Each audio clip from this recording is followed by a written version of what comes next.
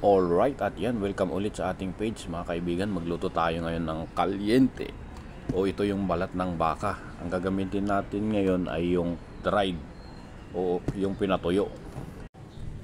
Ayan o, kita nyo naman kung gaano katigas, pwedeng pamalo. Binibilad nga pala ito guys para matuyo. Paraan ito para ma-preserve at kahit ilang taon ay pwedeng pwede.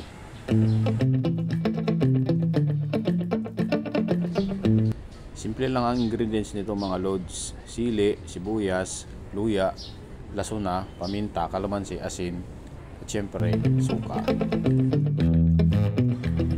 At yan, after 4 hours na pagpapakulo ay malambot na itong mga lods. Hiwain lang natin ng maninipis.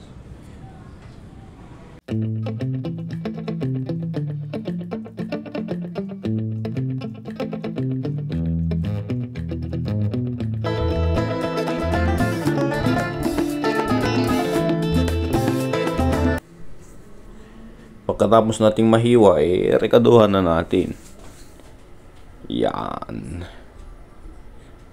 Kunting mekos-mekos lang ito at ready nang i-serve ang ating kalyente.